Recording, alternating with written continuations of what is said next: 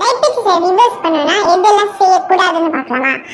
முதலாவது ஓவரா தண்ணி குடிக்கிறது. சிலவங்க தண்ணி ரொம்ப குடிச்சிட்டு எல்லாம் டைல்யூட் பண்ணலான்னு பார்ப்பாங்க. ஸோ அது செய்யக்கூடாத விஷயம். ரெண்டாவது ஓவரா எக்ஸசைஸ் பண்றது, உடல் பயிற்சி ஓவரா செய்யறது. இதுவும் சிலவங்க நினைப்பாங்க, ஓ நான் நிறைய ஸ்வெட் பண்ணனா உடல் பயிற்சி செய்யறதுனால சுகர் இறங்கிடும். எஸ், எக்ஸசைஸ் ரொம்ப நல்லது ஃபார் டயபெட்டிஸ், பட் ஓவரா செய்யறது it's not right. Number 3, fasting பண்ணக்கூடாது. ஃபாஸ்டிங் அதாவது நார்மலா இப்ப இன்டர்மீடியன்ட் ஃபாஸ்டிங் சொல்லிட்டு நிறைய பேர் செய்வீங்க. ஸோ இன்டர்மீடியன்ட் ஃபாஸ்டிங் செய்யும்போது மேபி சிலவர்களுக்கு இன்டர்மீடியன்ட் ஃபாஸ்டிங் பண்ணும்போது சுகர் ஏறும், சிலவர்களுக்கு இறங்கும். ஆனா அவங்க சாப்பிட ஆரம்பிச்சோடனே சுகர் ரொம்ப அதிகமாவே ஸ்பைக் பண்ணிடும்.